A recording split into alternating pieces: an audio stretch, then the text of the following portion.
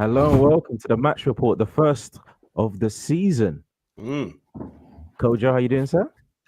I've had better days, man. I've had better days. But Better weekends. Better weekends. Monday's a lovely day, though. This Monday's been lovely. Woke up well, had some food from the dad, everything's good. How about you, man? It's been a good weekend. I feel like Alpha knows the feelings. It's always good when your team wins on the weekend, but we'll get into that later, won't we? We'll definitely get into that later. Alpha, how you doing, sir? Yeah, man, I'm good, man. Like yourself, it's been a nice Monday, So yeah, like you said, when your team wins on Friday, like it sets the tone. So yeah, I'm feeling nice, man. Feeling nice. Thanks for having me on, man. I can't lie. This is dope. This is good. And yeah, man, I'm looking forward to it still. Ish, how you doing, sir? Footballing wise, I've been better. I can't lie, but listen, I just want to echo what Alpha is saying. It's good to be on the show. Big up you guys. Thanks for having me on. I got a lot to say in it. I'll get all the pleasantries out of the way. I got a lot to talk about my team, so I'll let you run your intros and then The intros are done, but we're gonna go in chronological order from the best team to the worst team, of course. Wow. We'll start with us, Alpha. Let's start with us because we deserve it. It's been a man. After that disappointing last season, is always good. Oh, yo, is that me? I feel like I cut out. Yeah, you cut out a little bit. Yeah, you're back now, man. I said it's always good to get a win against Crystal Palace. Yeah, word. It is, man. It is, especially how the last trip, how that went down when we lost 3-0, and that was like the beginning of losing. Like, I think Cahil was gone again. Can you hear me, bro?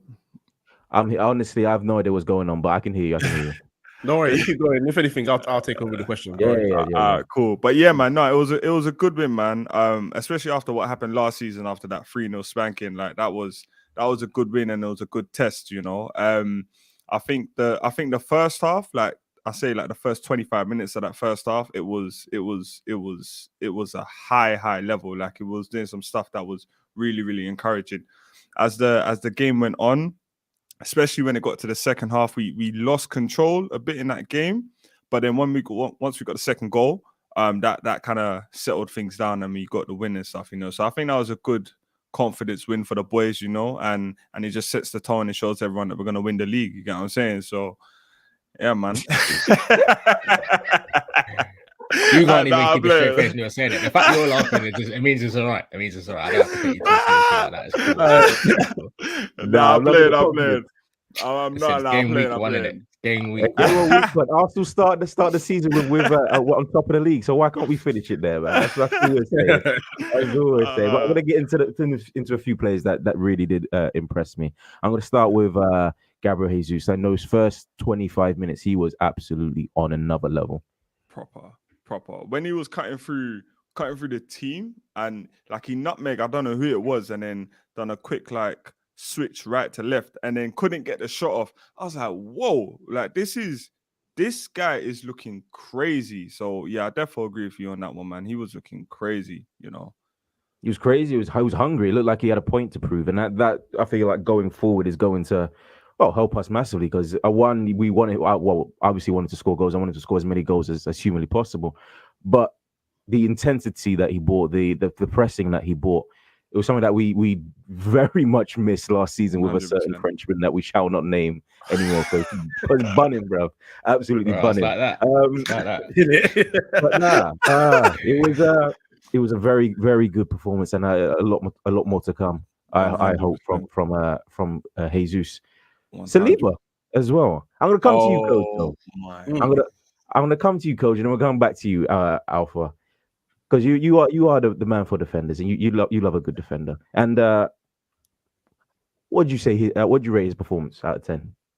Oh, that's a strong 9 out of 10 for me. And the reason I say that is because what I like about a centre back in this era, there's not many of them. I love centre backs that like to go for challenges. And when I say that, I'm talking about aerial balls. I'm talking about when the ball's going into the feet of someone that likes to hold the ball up or likes to get in behind. He was immediately there. He was chasing them. If they were in behind him, he was in front of them. If he was anticipating, he was challenging every ball in the air. When Matata came on, he wasn't faced by the challenge. he dealt with Zaha when Zaha came at him as well. Helped out Ben White very, very well on the right side when he needed to. You know, and more than anything, it was just his reading of the game. It looked like when there was things happening, he was always the first to react. So he looked like the senior defender in that team, despite obviously having a 2-year loan away in France. So, you know, it was super impressive. Super, super impressive. I think for me and Kale speaking, we've always known that he's been a good defender. We've always known that. I didn't know to what extent because obviously not being a gooner, I haven't watched him. Excuse me. I haven't watched him. You're choking up over talk about Saliba. I love it, man. Listen, He makes everybody emotional. He makes me emotional. My throat was gone in it. I don't do choking up. There's some people that do choking up, but we'll get there. But no, he was just so assured in his defending, and that's the one thing I want to see. If you're new to the league, I know he's been an Arsenal player for a while now, but he's definitely new to the league. His first game in the Premier League, he looked like someone that had been there for a while and knew of the challenge that was coming his way against Palace. And no matter the challenge, I mean, you're not going to get much from Ayew, but Mateta rather is a challenge because he's quite physical and he didn't shy away from that. And too much to the point where I feel like he was taking the challenges that were meant for Gabriel, which isn't a bad thing with Gabriel. Gabriel didn't do bad. It's just everywhere the ball went, Saliba was there straight away. He was ready to take on challenges. He was ready to anticipate things. So no, honestly, it was a brilliant performance. Obviously, there will be harder challenges in this league. You know, top, much better strikers and forwards are going to come his way. But it's not a bad start. It's a very, very good start. So credit to him, man. He deservedly got man of the match as well. So credit to him, man. I'll say that Alpha, man. Those two. We've got loads of podcasts, so I'm not the biggest fan of Arteta. Let's just get that one out of the way. I understand it. I understand it. Fair enough. But on that, he seemed to have. He did his thing with letting Saliba go away for a season, and for him to come back and to be reintroduced into the side, a more mature defender. Yeah, I can't lie. It makes sense. It makes sense. After that performance on Friday, it made so much sense. And everything Kojo said was just bang on, spot on. And I think as an Arsenal fan, for the last 3 years since we signed him and him not playing, and when he didn't play for that half of the season and then we shipped him off to Nice and then going back on loan, it was rocky because, like you guys know, we knew this guy is a quality centre-back, better than Holding. You get what I'm saying? Ooh. So for him to come in, honestly, but for him to come and do that first game, there's obviously, like Kojo said, there's going to be much more challenges, but I think that's a very good foundation for him to build upon. And Arteta and Edu got it right, and well done to them. And I think because Mikel and Edu are quite new in their roles. Like obviously Arteta's his first role, Edu's his first technical advisor role in Europe. They both were learning on the job and making some mistakes, and they're learning on the job as well. So with that one, they got it right, because honestly, if they sold him, then I would be so much more on get Arteta out than as I am now. You get what I'm saying? So yeah, they got that one right, and well done to them, man. So yeah, once they lock him up on a new contract, then boy, that's a real good sign. There we go. Now we're talking about centre backs here-ish. So William Saliba, and he seems like the guy that's going to take the throne away from a certain Dutch defender in Liverpool's corner.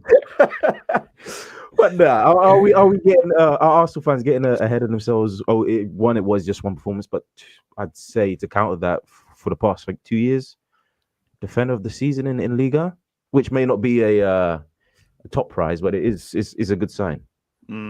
Yeah, I think he's quality. He is quality, but and I want to touch on something that Kojo said as well, because Kojo was saying how he's very engaging as a defender, and he's very front-footed. And I do think that with Van Dijk's style, laying back, people call him Van Delegate and all of that, he's kind of set the precedence of defenders to not really want to defend like that. They all want to be good on the ball now, all want to be spraying passes like Anderson was doing, just all game, just spraying balls. So I do think I like that from Saliba. I do like that from him a lot. But at the same time, it's one game. As good as Crystal Palace are, as tough as Selhurst Park is to go to, especially Friday night under the lights, it's Palace. Especially going forward, they don't offer a lot. They're a very physical side. They've got threat from the wings. Obviously, they're playing Eze in midfield as well. But going forward, then it's not a quality night. If he does that against a Harry Kane, then we're talking, or Haaland, then I can really start to believe. But he's quality. He's young as well, and like Alpha was saying, you lot get better getting snapped up, because if it gets to like 18 months left on his deal, the bigger teams will be in for him, no problem. 50 million, 60 million, like that's calm. You're seeing Fofana, his old centre back partner, meant to be going to Chelsea for what, 85. They're as good as each other. If anything, you can say Saliba was the one who was more sort of sought after. So it's a one where like Arsenal better, just as good as he is right now. Let's just relax on that. But I'm interested to see what happens to Ben White this season, because right back, I don't think that's his position really. You went and dropped 50 M's on him. He's not a right back in it. He did all right there. He did all right there. Like you said, Saliba was helping him out a lot, but he's not a right back. He's definitely not a modern day fullback as well. So he did all right. What's happening with him. To be honest, he was getting skinned alive by Wilfried Zaha on some occasions. I was like, oh, Jesus Christ. Do you think so? He's already dead. Just leave I felt sorry for him. I felt sorry for him because they obviously seen that Anderson, or the tactic was to Anderson just to get the ball out of his seat, ping it. So every time it happens, you know Zaha's going to do you for pacing it. And I'm just seeing Ben White's head and his face just looking shook. Just he's seen the ball going over his head. He's like, I've got to run after this guy again. So he did okay, but you just went and dropped 50 M's on him. So I just want to see. I'm interested to see what his development is now, because for me, your partnership is Gabriel and Saliba going forward. There's no doubt about that. There's no doubt about that at all. So it's just like, that's going to be an interesting narrative this season. Obviously, Arteta, this all or nothing documentary is getting me a bit gassed on him a little bit. I'm kind of feeling Arteta at the moment. I can't even lie. I'm feeling the little stories he's coming into training with, the little anecdotes. You heard about that heart surgery, man. You just didn't. I saw it and I was like, you know what? This guy all over me. I was like, nah, shut up, man. All or nothing, and after got nothing. That's what that's. He's got pieces. He's got pieces at Arsenal. Arsenal, they're ones to watch this season. A lot of people having him for nailed on top 4. So it's gonna be an interesting one. But the Europa League thing, it's gonna be interesting to see how you sort of navigate the two competitions, because you can't exactly just throw one out the way, because you've not had silverware for a long time. So I don't know. I don't know how you're going to play that. Have you got a squad? Do you need to make more signings? Or it's going to be an interesting end to the window, I think, for Arsenal, definitely. I believe so too. Now, Alpha, man, there's Liverpool fan, mate. It was negative at the end, negative about Saliba there. So I'm gonna probably bring back the positivity. Arsenal. It was a very mature performance, I'd say. Now, I do agree with Ish that they were kind of toothless. And I think they only had like 2 preseason games as well. So I don't think they were pretty much up for it. But regardless, I felt like Arsenal were very comfortable. And with Saliba in the back line, very comfortable. That's the word that's coming to. It all just comes to a very, just chilled. Yeah, I don't think we had to stress that much. No. I think the second half it was a bit edgy at times, but after we rode that wave and like got that second goal, it was good. It was good, like just locked in the win, you know. So yeah, man, all round it was good, man. I guess the only thing really, just Odegaard shooting, like that was a couple of times. It was like just shoot, you know. But yeah, man, it's only the first game, innit? So it's good foundations, and yeah, hopefully he just licks off them shot. And Arteta, yeah, man, he's I'm not on the hate Arteta anymore. I like him, but this season it's an all or nothing this season. Like it is all or nothing. He spent too much money now. He spent too much. You can't spend 300 M's and just be like, oh, 1 more year. Like, nah, bro, the lights are on. Yeah. The lights are on big time. Yeah, for real. I would say the eyes on him a bit more, because obviously last year, I keep saying it, last year, I don't think at the beginning of the season last year, the expectation was to get top 4 from most of Arsenal fans or the board. But when you're in a position to get it, you know, and you're very much clear of everybody else in that position, he should have got top 4. That was not good. Yeah. So you've added more quality. Zinchenko, Gabriel Jesus, Saliba's back into the team, Vieira, you know, so now you have to make the push. And the thing is, this is football, because Tottenham have also added to their team. Certain other clubs have as well. So, you know, the pressure of football means, yes, all of these teams are aiming for the same goal. Who's going to get it? You know? So it's going to be interesting to see. Also with Chelsea there as well. So it's going to be interesting to see who. I was going to say, I'm watching Tommy T this year, you know. I'm watching him. Trust me, we'll get to him as well. Anyhow, they don't get top 4. I'm waiting. I'm waiting in it. We'll get to him. We'll definitely get to him. What? Shall we get to who shall we go for next, Coach? I'm gonna get the fixtures up because Friday was such a joyous day. I just don't want to move on from, but we have to move on. It's been 15 minutes, so we're gonna have to move on. It was a joyous Friday, but let's get to Saturday. Let's get to you, Ish. Fulham 2, Liverpool 2. Unexpected is a word that comes to mind. For multiple reasons, because as Kojo knows, I'm not the biggest Alexander Mitrovic fan, and he managed to bag a brace against Liverpool. Bro, we made him look like we made him look like Rivaldo, bro. Listen, for the penalty, I'll speak on Virgil in a second, but I'm not happy. I'm not happy, bro. I mean, let's get into it, Ishmael. We made Mitrovic look like a world beater. They went up twice. Fulham, a team that is deservedly so. Let's just get that in there. Both times deservedly so. They played well. They played some decent football. Who's their coach right now? Scott Parker. It's Marco Silva. No, Marco Silva. Scott Parker. That's right. Yeah. That's why they're playing that. So with Scott Parker, they would have got battered. But no, Marco Silva at the helm now. No, facts. I mean, let's get into the gripes, man. You mentioned Van Dijk in that penalty. Let's get into that one. What happened? I can't even get my words out, bro. Let's go back to the start if you don't mind, because that first 10-15 minutes, I was horrified. They were winning first balls, second balls, third balls. I'm seeing Thiago get rushed off the ball. I'm seeing Fabinho getting hooked at like 55 minutes. I couldn't believe what I was seeing. They scored the first goal. Trent, please, brother, like you lost us. Well, I won't say you lost us. You cost us the Champions League final by not checking behind you. Yeah.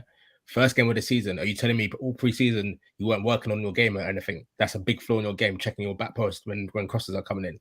First game, you're getting dunked on. He didn't look once to see Mitrovic. Mitrovic just looked at him, right, said, cool, you're my piggyback right now. Let me just use his leverage to get the ball. You're gonna stay there like a little one of them little cones in training. He didn't even see the ball going in the net. The whole time, now he's facing the fans, he's looking at the fans' reaction, they're all going mad, then he sees the ball going. How can you tell me a cross is coming in, you don't see the ball going in the net? That already tells me your positioning is just way off, way off.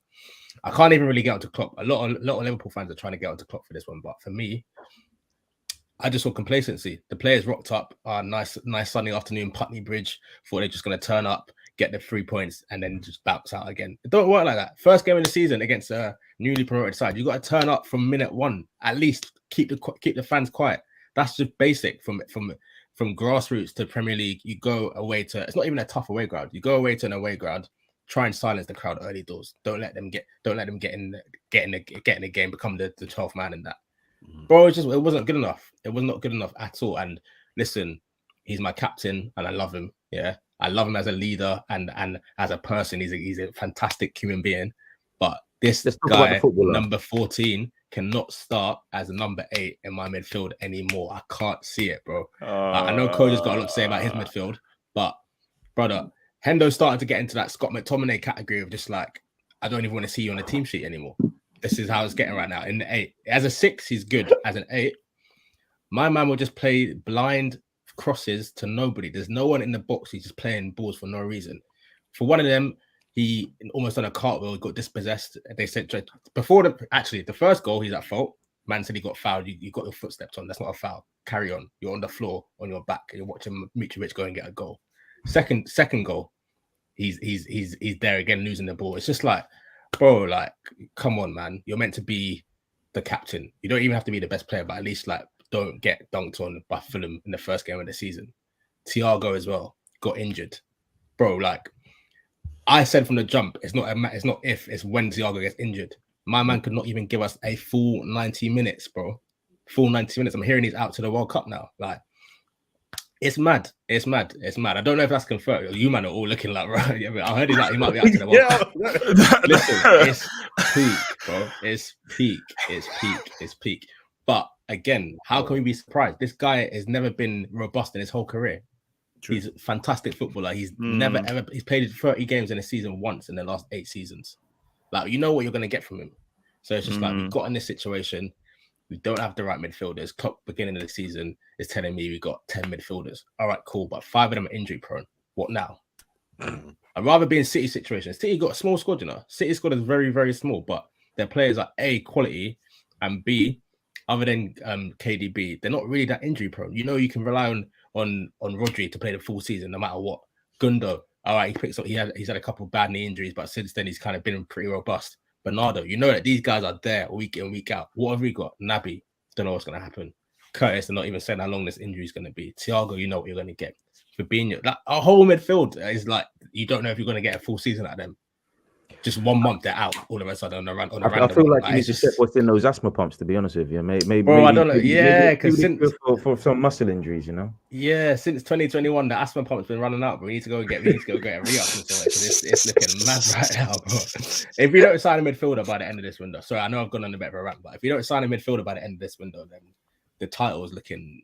It's not looking good. It's already not looking great. But it's not looking good then. So before you even came on, you were talking about fine margins and with this City team, and especially with what happened last season. Yeah. I know you're not counting yourself out, but this had to be a big blow considering Fulham are, well, they're relegation candidates. Cahil, do you know what it is? It's not even the points is that yeah, because we look back to last season, we look at Brentford away, Brighton at home gave away a 2-goal lead. Like we had silly draws last season, we didn't need to. This will fall into that category this season as well. But for me, it's the performance. Like you can't go to Fulham, I'm sorry, and get bopped off the park like that. The new signing they just got, Paulinho, is just dunking over Thiago in midfield. Like I know he's a decent player, but that can't happen. That cannot run. The only saving grace for me is when Darwin came on. He looked like he's ready, innit? He looked like he's ready. The technical ability, like we won't say too much on that, but you know he's a problem in it. He's going to be a problem. He's going to eat this season. As long as he's like, nobody cares about that Lukaku's first touch, man. Nobody cares. Do you know what it is though? We've got Jota as well, who's kind of like that, and we're used to a Firmino thing where, all right, you might not get goals, but you're linking the thing together. So we're going to need to really reassess our tactics because whereas we don't have creativity in midfield, we now don't have a striker who's got the best hold-up players. So it's just like the middle of the park's now looking a bit mad all of a sudden. So we need Thiago back, which is not going to happen anytime soon. It's sounding like, and we also need another midfielder who can get into the box, get goals. You look at City last season, won the league on the last day. De Bruyne, Gundogan, that's it. 2 midfielders affecting stuff in the final third. We don't have that. We've never really had that. So it's just like I think this what's getting Liverpool fans so angry is like to everyone else it's just 2 points dropped in it, but to us it's bro, this is stuff we've been talking about all summer long. We need a midfielder. We need this. We need that. And the very first game of the season, Thiago's injured, and we see in the midfield that there's serious deficiencies in there. So it's just like we all saw this all summer, and we can see how the next 37 games are going to go potentially. Like, and I can't sit here at the end of the season and be like, oh, we lost by a point again. If only we had this. If only we had that. Because it's like, yo, I saw this coming. We all saw this coming. I don't know more than Klopp. I don't know more than FSG, but I can see the stuff that's happening before it's going to happen. So. Listen, strap it. Well, I've been saying all summer to the Liverpool fans, just strapping in it. It might have to be a cup thing again. We might have to just see another clean sweep of the cups. Maybe have to get a little Champions League in there as well. Because the league, I don't know, bro. I really don't know. I said Haaland might struggle to adapt, but nope. That was wishful thinking. I said he might get around 15 goals. Man's got 2 already, so it's just like, I don't know. Liverpool fans long. Stressed on the first day, Kojo. It's long. Crazy. It's long. They don't know stress, man. They don't know stress, man. They don't know stress. No, but Kojo, there's levels to it. Your stress is just embedded now. I don't even know what that kind of stress is. You're just. I said to you earlier, innit? I honestly think Manchester United, as we know it, Benito is done. It's done. But my one, I'm used to seeing good times, so it's a bit. It's I mean that's okay. I mean we're both kind of half right because I've seen fantastic times and you've seen Roy Hodgson, so it's been a bit of now it's your time exactly. It's your time to feel it. It's your time to be your repentance for your previous sins, bro. No, look, that was a very very poor performance. Obviously, I think you because you have enough quality, you can get a draw. That's a good thing for Liverpool. You know that because you got your Salah there. Darwin Núñez can come in and make an impact. He's not the cleanest of footballers, but he's done more of a problem regardless. So you've got him there as well. And obviously your wing backs, your full backs, whatever you want to call them. But yeah, a lot of deficiencies were shown. Now, I don't know if it's an early season thing. This could be one game, and then you go and steamroll past next 10 opponents. You know, you could go and win 10 out of 11 for the start of the season. It's all back to, you know, smiles again and everything. But this game alone, it kind of highlighted a few things that I don't like about not only just Liverpool players, but a lot of footballers now and what's happening in general. The Trent thing, what worried me about that is, again, as soon as that goal was conceded, and a lot of people, I think in my opinion, rightfully so, again, was a Trent for the lack of back post defending. Obviously, you pointed that out earlier as well, because it's not the first time. Last season, I believe, I forgot what the opponent you had, but they had a corner and it was coming in his direction.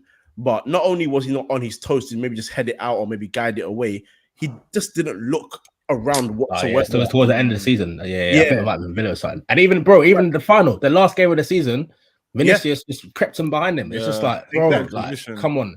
All I'm saying is, I know people make mistakes, it happened, but when we see the same mistake over and over again, it's just like, who's putting this out to you, and B, bro, work on your game a little bit. Everything else going forward, you clocked it, bro. You clocked it. Just sort out the basics, man. And this is where it's jarring for me, because, you know, you've pointed out, obviously, about the Champions League final, for example. Look, the comment and the argument will always be that, you know, what he takes going forward sort of outweighs what he does going backwards. But it's like he plays in a defensive position primarily. No matter what he does going forward, I'm not taking that away from him because he's phenomenal. Kojo. That's a Liverpool fan agreeing with it. That's crazy. But anyway,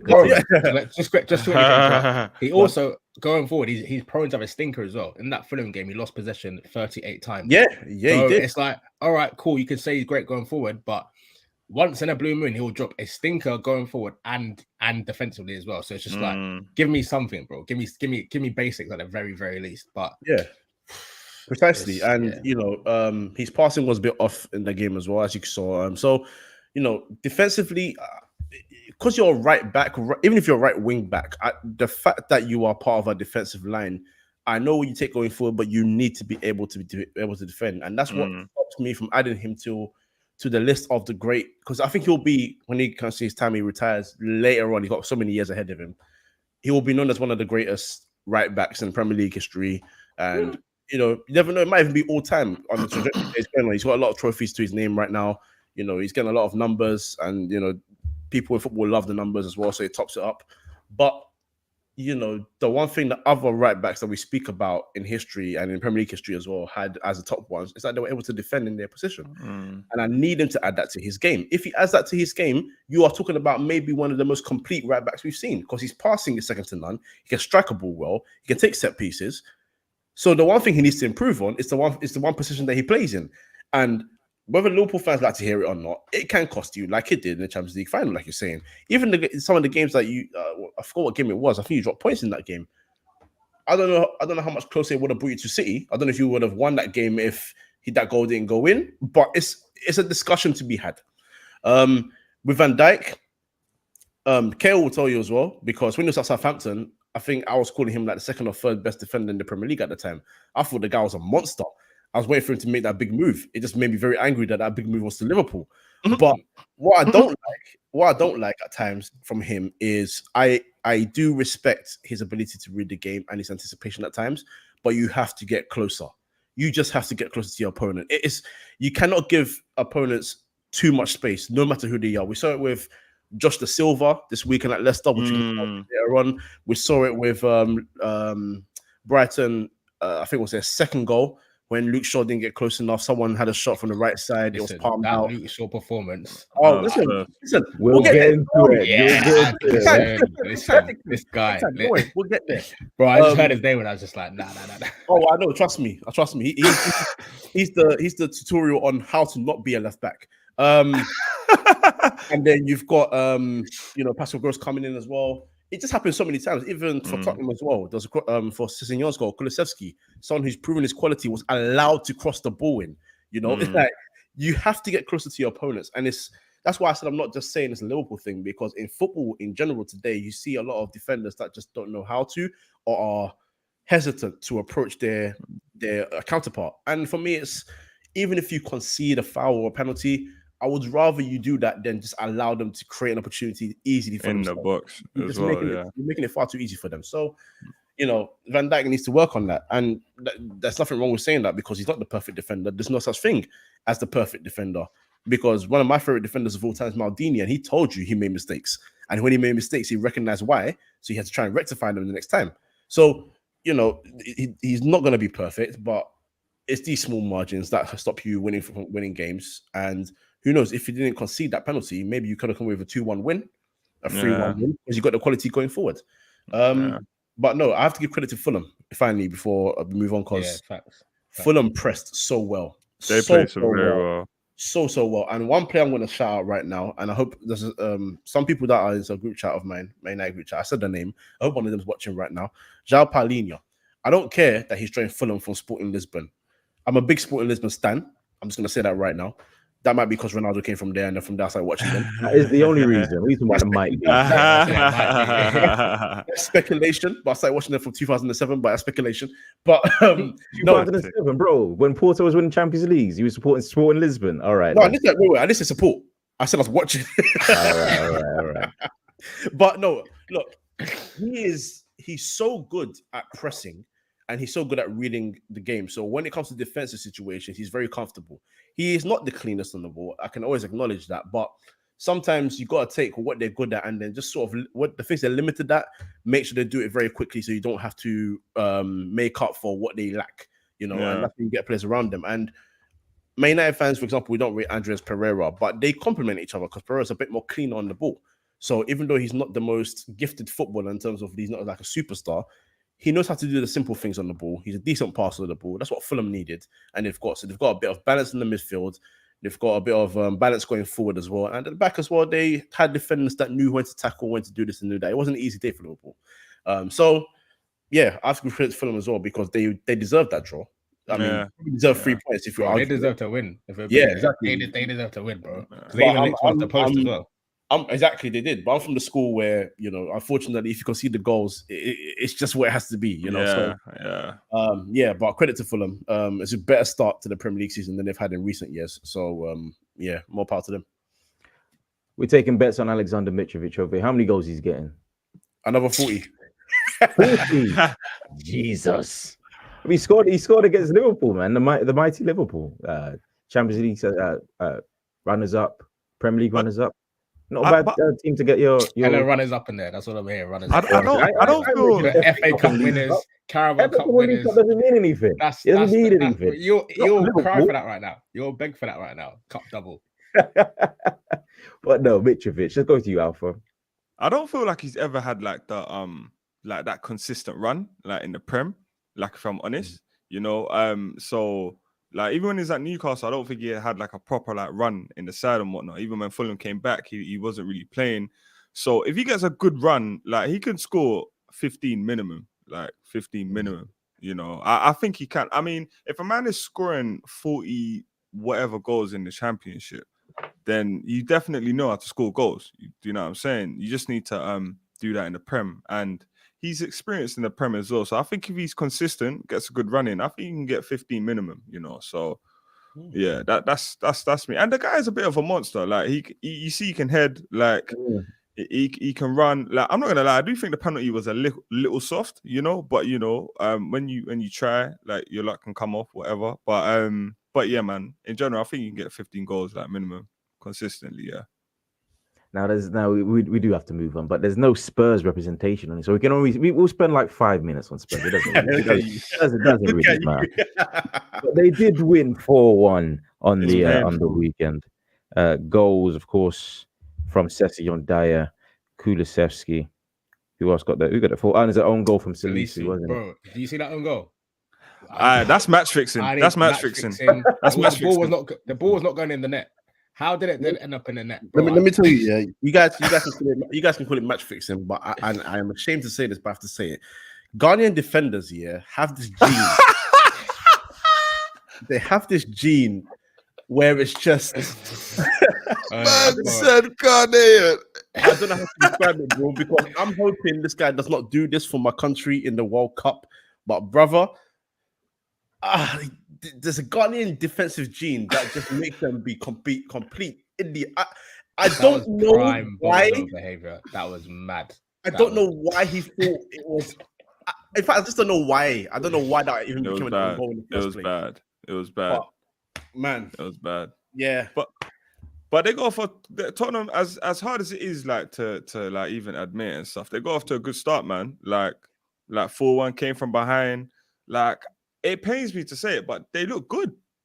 They look good. Like I can't even lie. They look good. You know, like I'm not. The words saying they're gonna be challenging for the Prem.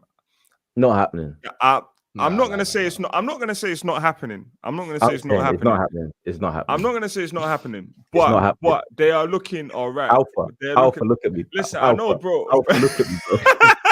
Cahil's not having it. It's not happening. I hear you, bro. They'll be closer though. I won't be like 20 points behind second. I think they'll be third. I think they'll finish third. I think they have a good chance. They're in a better position to finish third than Chelsea right now. I can say that. I can honestly say that. You know, I say it's all down to Conte though. 100%. Yeah, 100%. 100. If Conte's not there, then I'm not saying this right now. Because that guy knows how to win. He's got his system. Like he's got the players. Well, majority. Some Tottenham fans probably disagree, but they could finish strong third. Like they could finish strong third. You know. And the thing is, yeah, as well, like what you're saying, Ish, like the margins are so slim. Like in the title race, like if Liverpool are dropping points and they win, like it's a problem. But listen, it's the first game of the season. Let me not get carried away and stuff, innit? Like there's so much more games to go. It's Southampton is crazy. They wasted a James Ward-Prowse goal from open play. Like, come on now. Yeah. What a season as well. Just one, and it was a banger as well. It was an absolute banger. It was well taken still. Decent still. But it is what it is. Everton were in action as well on the weekend. They faced Chelsea at Goodison Park. They lost. Horrible game of football. Horrible game. Yep. Saturday night as well. I was pissed off by the end of it. I was just like, what a waste of 90 minutes, man. Awful. Yeah. I mean, both teams looked lackluster. I would say Sterling played pretty well, and Gordon as well for Everton. He had a decent game, but it was very tame. I mean, nobody really wanted to take their chances. It came down to who gave that penalty away. It was a stupid tackle. I can't remember. Where he ran into the back of him. Not the only time this weekend somebody's ran into the back of a attacker and given a penalty away, or should have given a penalty away, maybe. But it happened. It was given in this game, and Jorginho got his. I think he scores a penalty every time Chelsea play in the opening game of the season, which is insane to me. But there, Jorginho got his penalty, Kojo. Yeah. I mean, the only person really I could really praise in this game was Sterling, just because Sterling was getting the positions. I feel like he's come to a team where the attack is still very disjointed. So they don't have a pattern, they don't have a game plan, in my opinion, yet to go forward and score goals. I think a part of that is, again, I've said it, I think probably 100 times, but that season when they won the Champions League, they found a system with Kai Havertz going forward as a striker, and they sort of abandoned that when Lukaku joined the club, and they lost all their rhythm going forward they had a fluid front three. I just feel like Sterling made the best out of what he could. He played well. Oh yeah, to be fair, Koulibaly played well as well. I'll put him out there as well. But you know, Koulibaly also played against Everton that just don't have any strikers as well. Anthony Gordon was forced to be a striker, and it just looked like it was two very disjointed teams, two teams that are unsure about what they want to do, two teams with managers that look a bit clueless at the moment. But Tuchel in particular, I'm going to go on to, because I mean, we already know what Lampard's deficiencies are. Tuchel, during pre-season, all his press conferences screamed of a manager that A, did not want to be there, and B, and then two, just didn't have like confidence in his team. Kept on talking about the players not being he didn't say outright they're not good enough, but he kept on saying we're gonna have the same situation until we have new players, kind of thing. Particularly after obviously Arsenal beat them in pre-season. So he already showed a display of a lack of confidence in his team. and he just doesn't seem like he knows what he wants to do with these players. But I think his biggest issue now, it seems like the new owner is not buying players for Tuchel to actually like talk about these are my players. I feel like he's buying players for the sake of buying players because they want Frankie De Jong. He's moving mad. Yeah, He's moving because mad. they want Frankie De Jong, for example. And I'm like, okay, Frankie De Jong's a quality footballer. So I'm not saying they're wrong for going for him. Absolutely not. But what I'm saying is your midfield's kind of stacked at the moment. Similar kind of player as well. Is he that different from Kojo or Jorginho? For me, he's not the kind of midfielder he's not the profile of midfielder that they need. So it's just like so that's it's exactly a bit of a weird one. So what's going on there? Because you've kept Gallagher, so he's staying. You've got Mason Mount. You haven't even switched off Ziyech yet. Ziyech's still part of your team. I know they're not in the same position, not at all, but you haven't got rid of one. So what happens with Ziyech in that midfield as well? What formation are you playing? Mount is now playing right wing. That's not his position. Like, what is the game plan? Does Tuchel know what he wants to do with his team? Is he happy with the players? Did he want Lukaku? If going back to last year, did he want Sterling? I mean, Sterling's a quality footballer, so I'm hoping he did. But did he? I don't know what's happening. So, he doesn't look like he's happy with his team. Obviously, they'll win games because Chelsea have quality to win games. But this is where we'll see whether they are top 4 side or not, because we don't doubt they got the players. They've got some good players. They're still trying to sign Fofana, 85 million. I mean, I don't agree with that, but go for it. Yeah, he just doesn't seem sure of himself. And it's different to, obviously, I know not Arsenal fans are very split on Arteta still.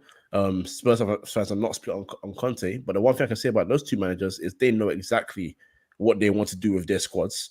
And they've got a game plan and they're going to follow it through. So you can have more confidence in those two teams sustaining a challenge for the top 4 and probably taking those 2 spaces in the top 4. So, yeah, they'll win, they'll get games, but I just... Do you think Tuchel will leave? Do you think Tuchel will walk? I think so. I don't think he's there at the end of the season. Yeah, I think he might go as well, yeah. Yeah. I think this Todd guy's got a bit of Abramovich about him where he's just like, yo, if you don't bring me... Because I feel like he wants nice football. The players he's trying to go for, they tried to go for Rafinha, De Jong. They're even kind of rumored with Neymar for a little bit. So he's just coming on a sexy ball thing. And I think for me, Chelsea's biggest problem is the system's mad, bro. Like 5 at the back and those 2 midfielders of like Kante and Jorginho and Kovacic. Like Spurs get away with it because their front 3 is just mad. They've got Kulusevski, Son, and Kane who does the 9 and the 10 role. Chelsea don't have that. Chelsea's forwards, like, they spent about £300 million on them, but A, you don't know who's their starting 3, and B, they don't have a goal scorer in there.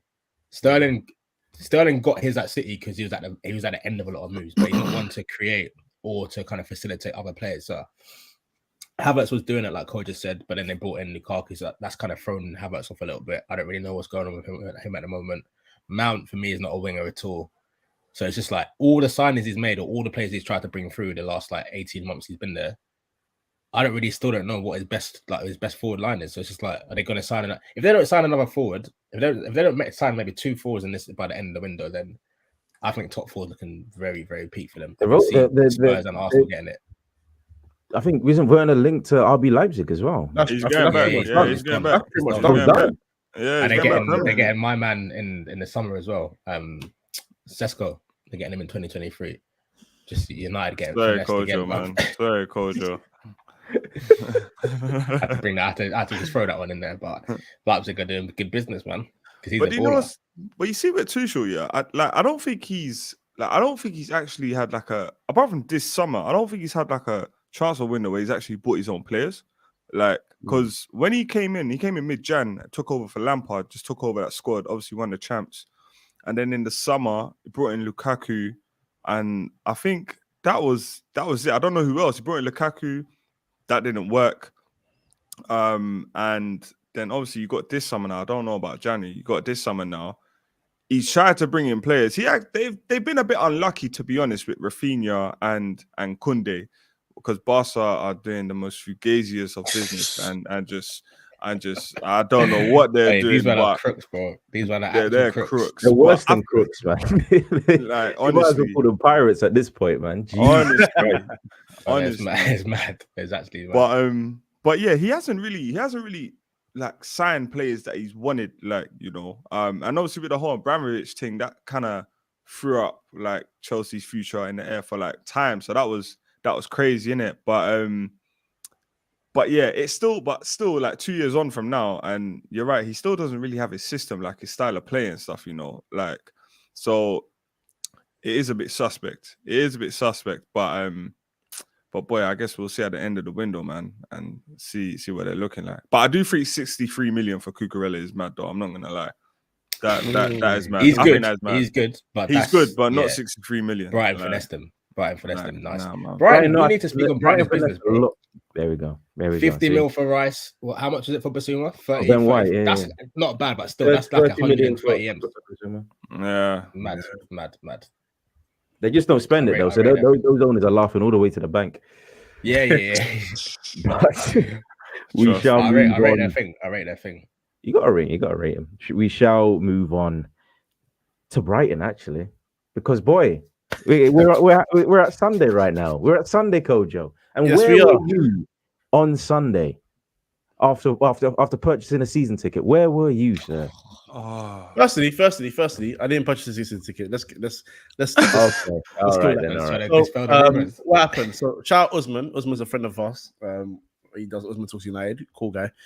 He couldn't make it to the game, so he's bought a season ticket, and he's basically said to me at the beginning of the season, any game that he cannot make, he will send his ticket to me, and if I can make it, then I'll go. That's so, you know, it's a beautiful thing he's done for me, and I appreciate that. He set you up mad there still. Oh yeah, trust me. We're going to half the games, bro. We're going to half the game. That's it. I know what's gonna happen at Old Trafford. No, so look, firstly, before I get to Man United, let me get to Brighton, because Brighton were fantastic. Everything that Man United did. Let's get to Manchester United. No. Trust me, I'll be quick, because they deserve it. I'm not gonna just take away from them.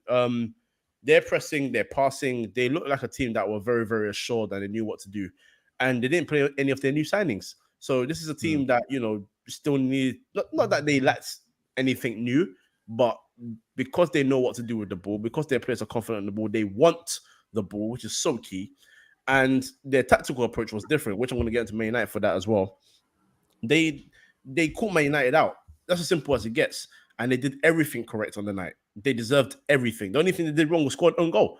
But that's unlucky. It was very unlucky. It wasn't anything where you could say that's very poor, like Salisu. It was just very unlucky. So, yeah, credit to them and credit to Graham Potter. Now, yes.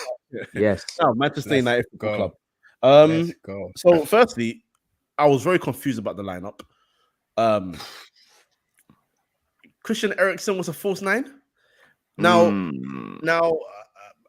maybe I just haven't been watching football for a long time, or I don't know. Maybe I just haven't watched football enough. But Christian Eriksen, in all my life, I've never seen as a false nine in any club, for a country, for anything. So I don't know what the game plan was there. The unbeatable midfield two somehow still started. Just cannot be defeated. So at this point, they're on a longer streak than the Undertaker. And then, you know, And what coaches quickly? What is it about them, man? Because I don't know why you're asking that question. Three managers. No. But listen. Three managers, yeah. Maybe even Jose as well. But with 3 or 4 managers, yeah. They'll try something different. Rangnick tried the 4-2-2 thing, yeah. We're looking at Ten Hag coming in, total football. There should be a 4-3-3 in it, but some way, somehow, Fred, yeah, and I like Fred as well. So let me just lean heavily on the Mook. Yeah. I mean, why? Why do you like Fred? Nah, Fred's got something in there. I'm telling you, play Fred. Maybe, how long did Man United? Maybe 5 years ago. Fred. Listen, no. Okay, I beg you. Listen, play Fred as an 8 with a proper DM in a single pivot. Fred will eat. Trust me. Fred will eat. I'm telling you. That brother there, like Anderson. That's what I'll say. Hey, respect Anderson, you know. Respect Anderson. He was all right. Anderson was actually 08, 09 times. Anderson was hard. That was cooking. Anderson was hard. Cooking still. But the other guy, yeah, the Mook in the McFred. I said to Kojo earlier, he had less passes than David De Gea, yeah, A guy that's not even good with his feet as a keeper. Is that facts? He had No, seriously. bro. I'll pull up It's the numbers facts. right now. I'll It's pull up the facts. numbers right. It's Keep going. a madness, Keep bro. going. The central midfielder, like, what is it? I think Kojo was saying earlier about players throwing for the ball. Brighton. I've never seen a player hide more on the pitch in my entire life. I swear to God, I'm not even exaggerating. Man will play like he's hungover and he don't want the ball. He'll just go in between two opposition players and then start pretending to call for it. Yep. And then leave Fred to die on his own because Fred getting pressed by two men. This guy is a fraud, bro. Like, you know, Coach, I'm going to pass it back to you now, but I just wanted to get my bit in there. I mean, just on that, listen, them two guys, 67% pass accuracy as well. That Which was the lowest of all players, including both goalkeepers on the pitch. So his pass completion was less than De Gea. So I dare shit with his feet as well. That's how bad. Listen, bro, this mad. McSauce is done, man. I can't even call him McSauce, man. McNugget. No. Even McNuggets are kind of nice, man. Call him something. Yeah, fact. You want to buy the McDonald's, the chicken legend. Call him that, man. But anyway, okay. Right. So, where I was sitting in the heavens, so I could see the pitch. When I could see the pitch, it was like watching. When I had the bird's eye view and that. Yeah, like you could see everything. Yeah. So, firstly, I mean, the lineup, as much as it confused me, the way the players are lined up and approached the game was just as confusing for them as well. But I kind of knew we were in a lot of trouble from the first 10 seconds of the game, because within the first 10 seconds, they played the ball back twice, played a long ball to Welbeck. Dalot gave the ball away and they shot into the side netting. That was in 10 seconds. That's that quick. So that's when I was like, okay, we're in big trouble here. That's a problem. It's a big problem. But anyway, it's the same culprits. It's become so routine that at this point, you don't even have to say names anymore to people. If Man United lose, you know exactly who is the problem. You know who's made mistakes. Sorry. Oh yeah, Paul Pogba. Sorry. So Free my guy. We'll go on McTominay because I think McTominay it just has to be addressed. He's the worst one for me. He's worse than Maguire. He brings trouble to their door, bro. Like, he's the worst one by far. I need to remember the scenario. I can't remember if it was a goal kick or if it was because Martinez started doing like a thing with De Gea where he does a short pass to De Gea passes back to him very quickly, and then they move from there as a goal kick, right? McTominay, and you're talking about 4-3-3. They were actually lined up as a 4-3-3. The false nine thing I don't agree with, but they were lined up as a 4-3-3. So you had Fred at number 6, you had Eriksen on one side, you had McTominay on the other side. And I even felt sorry for Maguire in this situation. Deep that. I felt sorry for this Maguire and Martinez because they are looking for a pass. And Brighton have closed down Fred because that's option number 1. And they've closed down Eriksen because that's option number 2. Where is your third midfielder?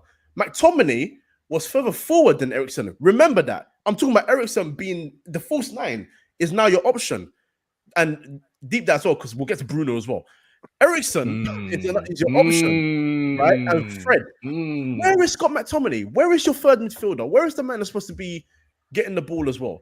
And then the issue, which Maguire, because Maguire wanted to pass the ball to like 1 or 2 times, and then after that he just stops.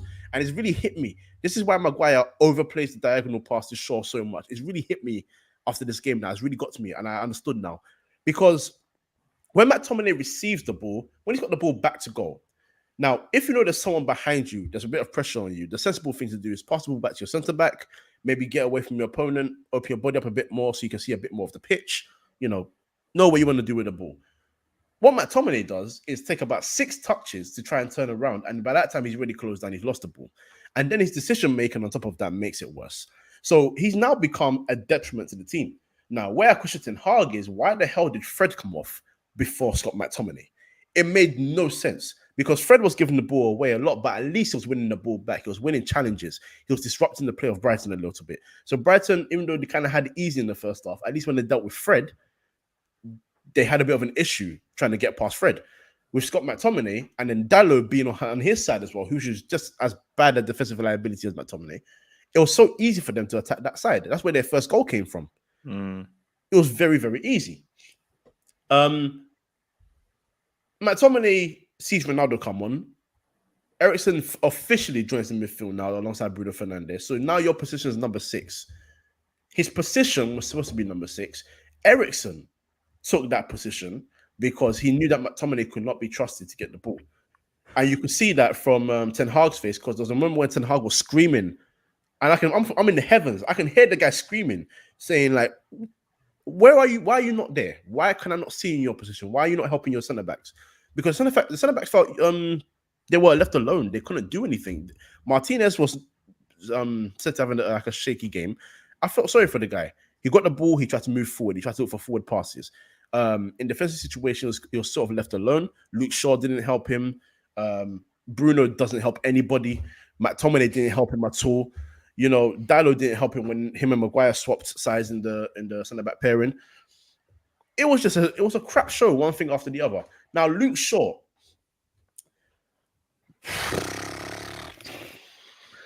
Keep it coming, Coach. Keep it coming. Luke Shaw. Cahil is loving this, bro. Oh, I know. Trust me. I know. Luke Shaw, and I sincerely mean this because Kel knows how much I hate defenders. I've slaughtered defenders on this podcast from the first day we ever started this podcast. Luke Shaw, without a doubt, in my opinion, delivered probably the worst defensive performance I've ever seen. Oh, wow! Honestly, and I'm not trying to make it sound like some sort of exaggeration. I'm not trying to make it sound like it's some emotional thing because I'm not even screaming. I'm analyzing, and he did nothing right. He did nothing right defensively. He didn't approach his opponents. He didn't tackle well. He didn't read the game well. It was easy to beat him, so much so that Fred was doing most of the work on the left side for sure.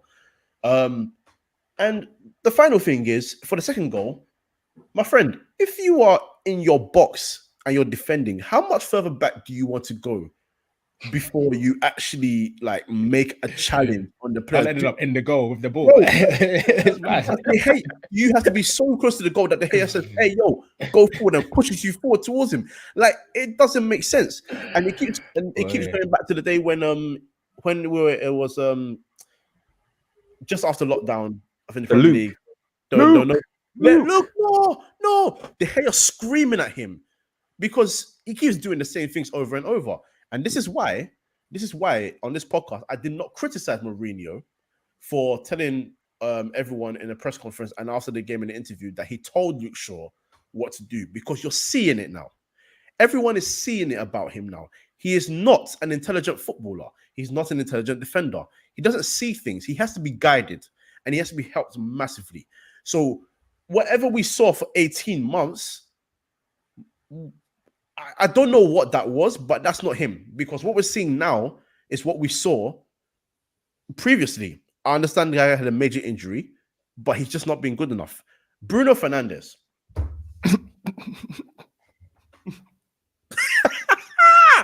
Bruno Fernandes. This guy. Cahill will tell you right now. Alpha-ish. Cahill will tell you right now. Cahill, did I not stand when I heard Bruno Fernandes was coming to Man United Football Club? bro. Scream for the rafters. Did I not talk about him and gas him up? And even when Darren was like, this guy loses the ball so much and he shoots from stupid angles, I said, brother, load up the shots. Do it. Because I miss midfielders taking shots in Man United from Man United's midfield. We didn't do it. And he came in, he had an instant impact. He scored goals, he was creating chances. That was crazy. Wonderful. I don't know what's happened to this guy. And for what we're seeing, yes, he used to give the ball away a lot, but at this rate now, it's actually appalling. In the 5th minute, he misses a sitter. Very easy chance. Absolute sitter. Should be scoring that. That should be 1-0. Should be ahead of the game. Might not should be in cruise control. Didn't score. And then from there, it was giving the ball away. It was nonsensical presses. And I say that because it wasn't a good press where he's actually chasing someone for, his teams to help him. He was just running to run. There was a moment where he ran past Eriksen. And I saw Eriksen look at him and just be like, what are you doing? Where are you actually going? Because Eriksen's the number 9. So if there's anyone that should press from the front, it's him, Sancho, and Rashford. You shouldn't be following. You should not say you shouldn't be following. You shouldn't be going ahead of them and trying to press, because now you're leaving gaps in the midfield. You're making it easy for Brighton to find gaps in that midfield. He didn't do anything right as well. He doesn't defend well. At this rate, he's not attacking well either. So I don't know what he brings to the United team. At this point, honestly, I think you got to start Eriksen in this position, because Bruno's not bringing anything to his Man United team. He has not done it for a year and a half now. and you know, Ronaldo was being blamed for his numbers going down. I'm like, where is the self responsibility? Because we all watch Man United play games, and we all watch Bruno Fernandes waste chances like he did on the weekend. We've seen it. So that's not a Ronaldo issue. That's not a Rashford issue. That's not a Martial issue. That's a Bruno Fernandes issue. There's no excuse for it. Simple as that. Rashford, I don't know where he goes from here. I just don't know where he goes from here, because I found out obviously in the game, I thought that his chance where Ronaldo set him up was offside, and obviously the flag went up. Turns out it wasn't. So, you know, he wasted a clear one-on-one, which people are praising Sanchez for coming out. Yes, keepers are going to do that, but he still had enough space on either side of Sanchez to guide him and score. Should be You finishing. have to score that. I'm sorry, you have to score that, because that would have made it 2-1 much earlier in the game. So much earlier in the game. He didn't do that. And for the rest of the game, he was wasteful. But then I kind of have sympathy for him as well, because if your midfield and your defense are not doing the job behind you, as forwards, what can you do? You know, there's not much you can do. So look, I can go on to many other players as well, but I think Ten Hag needs to make a serious decision right now. And for me, it's playing guys like Garner. Stay or go, right? Well, the thing is, I'm not gonna lie to you, bro. It wouldn't surprise me if he says after like day 30, hey, I can't lie, this ain't it. I can't, because now we're hearing that we've gone from Sesko and De Jong to Marco. Brother, speak on that was just the And icing Rabiot on the as well. cake. That was the I need to icing on the hear- cake yesterday. Honestly, Marco Arnautovic and Adrian Rabiot, and they've agreed a fee with for Rabiot, by the way. That's Yeah, it's done. That's It's done. happening. That's happening, and apparently they're actually going to go in again for Marco Arnautovic. Like, there is no shame. There's actually no shame in this club. I want you to understand this, right?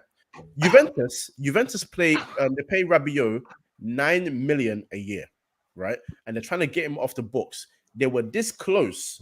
Listen, they were this close to paying him off to leave. Now they're getting 18 million euros. Man United are actually helping them double what they were going to lose to get. Like, it's mind-blowing. It's absolutely mind-blowing. the he thing has is, you're not even just paying for Rabiot. You're paying for Rabiot's mum as well, and that woman, Brother, that Oh, woman, please. that woman is a problem. When but you know McTominay's what? playing them hospital balls, she's gonna be up in the rafters saying, Oh, "Listen, my no, lord. You know what? no.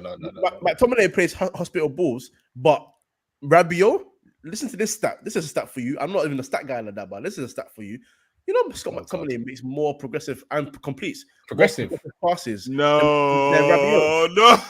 Check the stats. In Serie A as well. Serie A when man's got In time Serie A to as well. pirouette and then Check the stats. Check the stats. No. Honestly, Lord, Honestly, Jesus but you know what? wept. You At man the are in same trouble. time, I kind of love this, and let me tell you why I love this. Let me tell you why I love this, because Man United fans for 6 years called Pogba every name under the sun. If you want Yeah, to I know need to see what the a energy. problematic Frenchman is, you will Oh, sign boy. Rabiot to your club. You will Boy. sign Rabiot to your club, and you will Facts. really find out. Because Facts. not just him, it's his mother too. You'll find out. Oh. You'll find out what a problem is. So Even Arnautovic is meant to be a bit of a, because there was even like Yeah. a racism thing with him. He's meant to be a bit of a scumbag as well. You're just he is. adding. Oh, You he man are is. saying Ronaldo's a problem. Lingard was a leak. Pogba was a leak. What you do? You man are just added. Listen, those two signings there, those are the signings that Everton. Even Everton are not making them signings anymore. Thank They're you. trying to do a little more of a Right. astute kind of thing. Right. Everton, arguably the worst run club in the league. United, I'm sorry, United are down there with them now. United are probably the worst I run mean, club. what did you call them all in the last Premier season, League. Kojo? I used to call them Gucci Everton. I look at Man United. I can't even call them that. I can't even call them that anymore. Everton are making sense of the transfer window. I can't It's even call them that Reebok, anymore. Reebok United. They've gone and Reebok signed United. They've gone and signed Connor Cody on loan. I don't rate him that highly, but is he an improvement on what they have at centre back position? Absolutely. Would he walk into that starting lineup? Absolutely. Is he a better defender than what they've got currently? Absolutely. Apart from Ben Godfrey, unfortunately, he got injured though, so that's why they've made that signing. But it makes sense. Brentford are going to sign Mikael Damsgaard. That's such a The sign. hell? I Wolves, don't know how no one has picked him up. fam. thank you. Wolves are going for Goncalo Guedes. Guedes from Yeah. Valencia. What are Man United doing? You know what I'm saying? So look, Man United fans, and I always say Man United fans, I've been screaming about Man United fans for a while now. They deserve what they get. They absolutely deserve what they get because they've been abusing guys. And for me, the wrong guys. Don't get me wrong. I understand people, performances and that, absolutely. Availability. I'm not a fan of that either. I get it. But the people you've called the biggest problems, now your club are signing more problems. Back them. I dare you to. I absolutely dare you to. But absolute But the credit. thing is, they're like them players will just use as scapegoats, man. Like, let's be honest. Of Like course. the media's got agendas, man, and like it's just easier to pin it on like the problematic players. You get what I'm saying? Like, but United, the thing with United, man, like I said this, like I've said this to like my family and stuff, yeah. But United, if they don't get it right at the top, like as in like at the board level and all of that, it's not gonna come right on the pitch, man. And until they do that, it's not gonna get better. But you know what? Yeah, actually, I don't even know what I'm saying. You know what? Like I can defend like what happened on Sunday, but cannot. like Absolutely cannot. but it's just crazy. It's like you lot had like a little bit of optimism with Ten Hag in the preseason, and then it's just all gone just like that within 24 hours within that game. Like he needs to be brave. This is the last thing I want to say in Man United because they've angered me from this morning. I kind of got over it last night, and then I woke up to do with this transfer nonsense that they're trying to sign these two bums. So, this is the last thing I'm going to say, right? He needs to be brave now. All this McTominay, this guy, it needs to stop. James Garner, Garnacho, Iqbal, Savage. If you need to start playing some of these young G's who actually want the ball, who are a lot more braver on the ball in games, have a lot more tactical awareness. Essentially, I'm saying they're better. I'm saying they're better than Scott McTominay. Pre-season, they were all cooking as well. No, I caught a couple of games, but they all played well. So I'm confused now why he's gone back to my man in midfield. You cannot be afraid. You have to play these guys. I'm sorry, because these guys have only taken not only Ten Hag, not only Rangnick, if you want, Solskjaer, Mourinho as well, and some of them for Luvenhall as well. Yeah.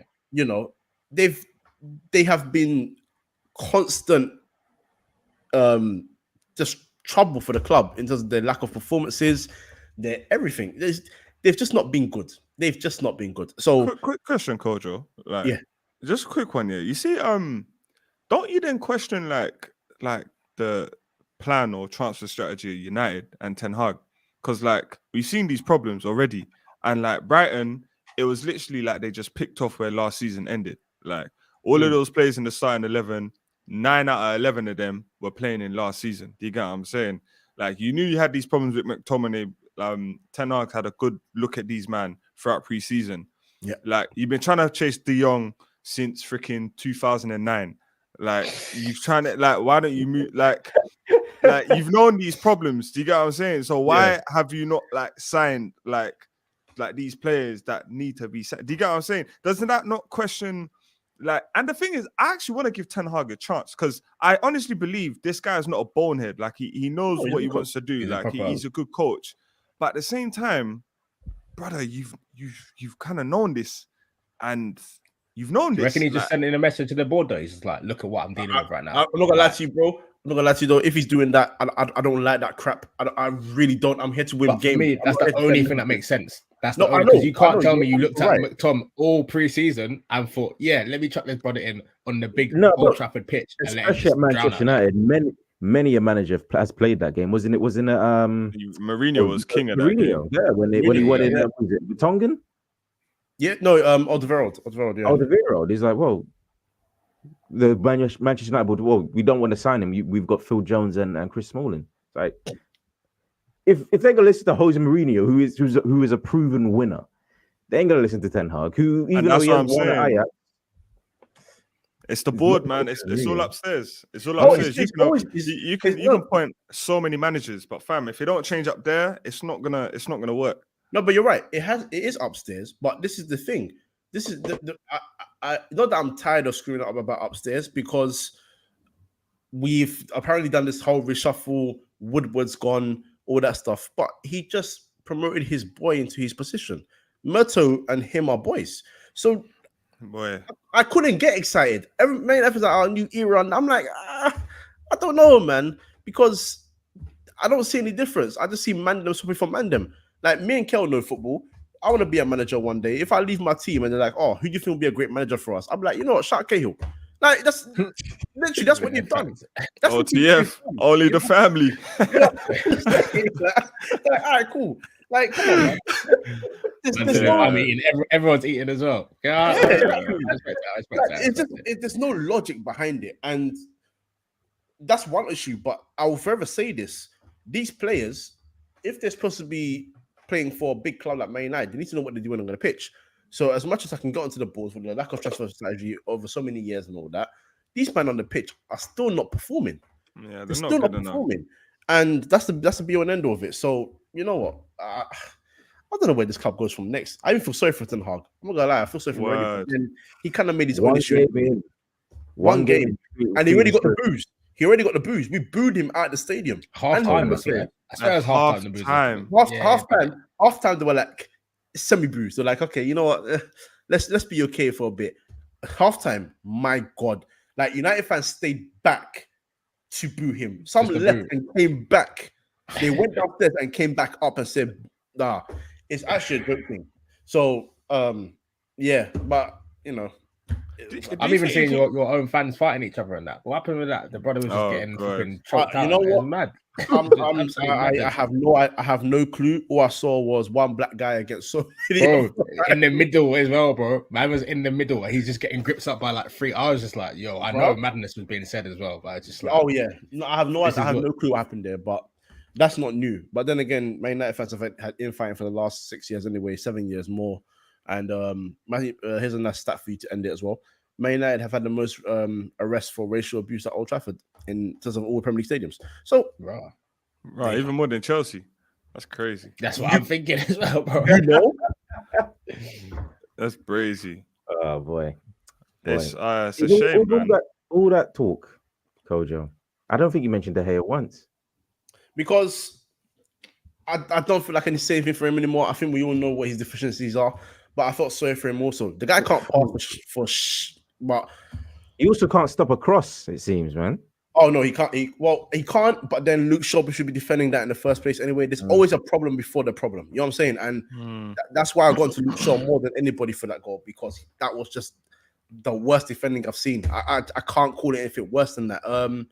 De Gea, the fact that he completed more passes than the midfielder in Man United's team just says it speaks volumes. So they can. The funny thing is, as soon as the game finished, Man United fans immediately won De Gea showing clips of old goals that we conceded and that. And I'm just like, you guys are watching these clips.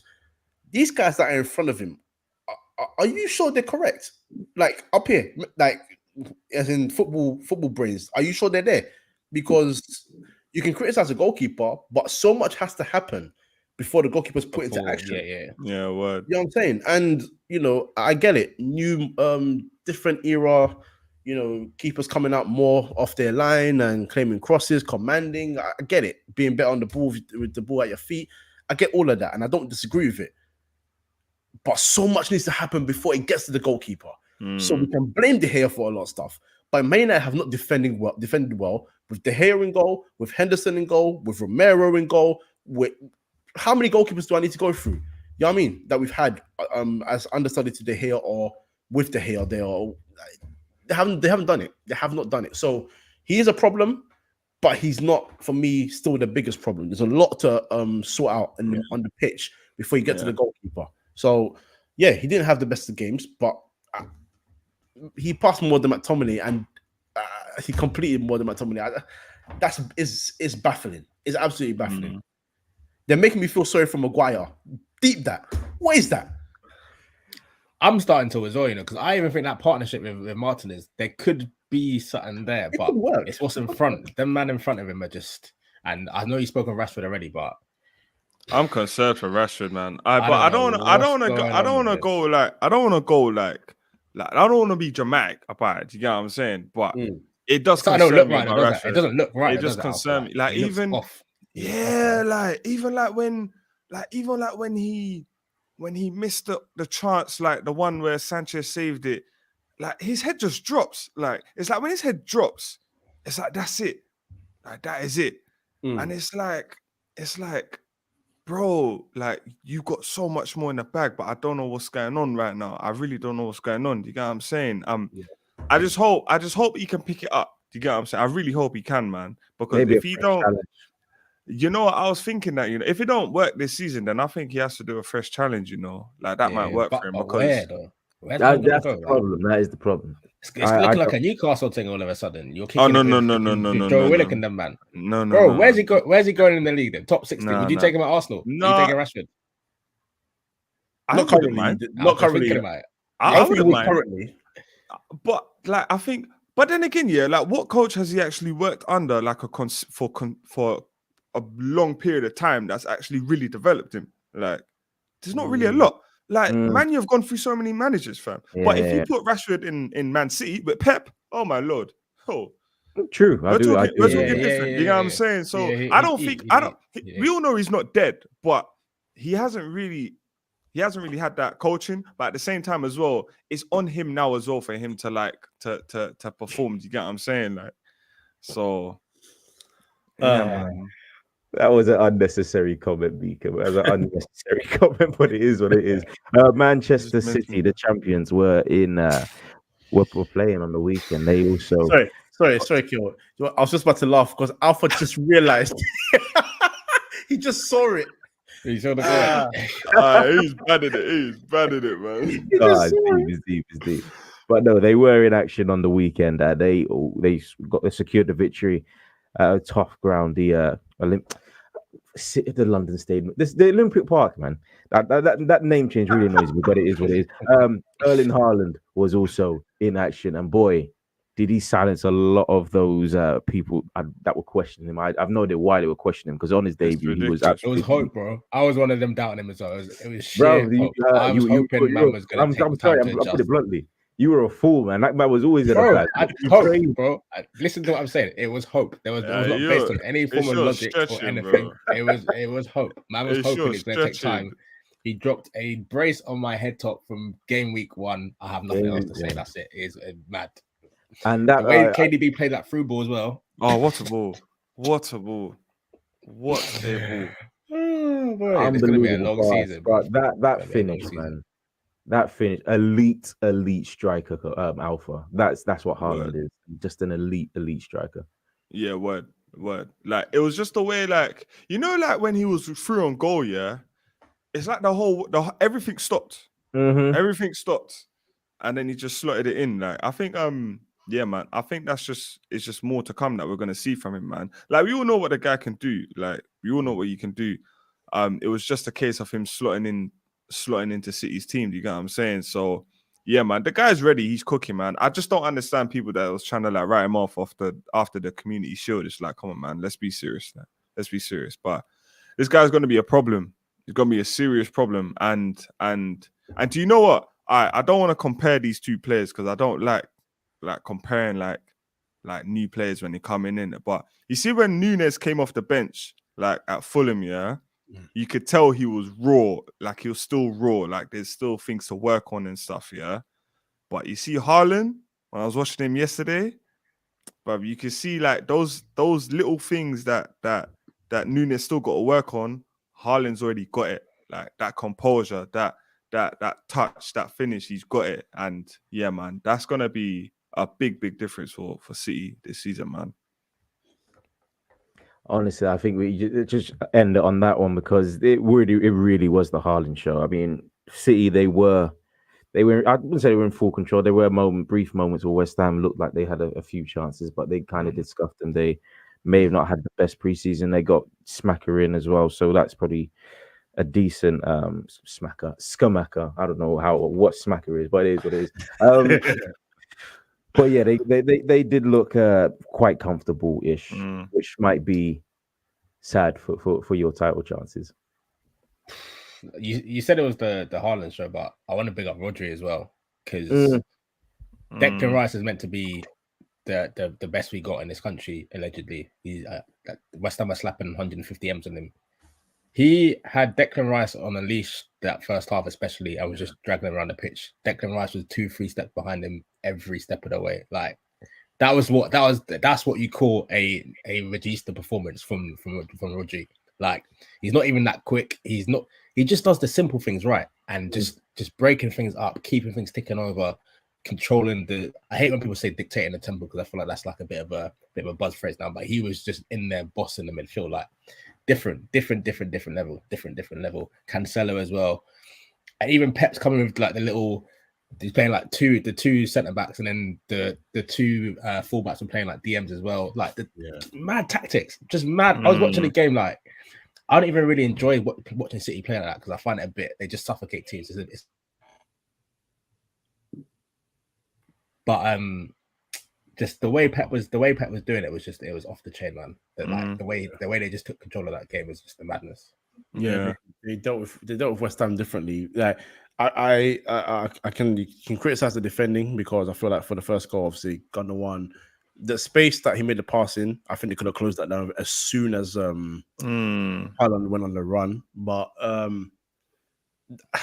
City were just so it was a walk in the park might just be what it was for them because they're just so good, you know. And that's not taking it away from them. It's not saying that West Ham were too easy for them because West Ham are a good side. It was just their quality and abundance showed, and you can get Haaland scoring goals like that already because City's goals are not usually getting the strikers in behind.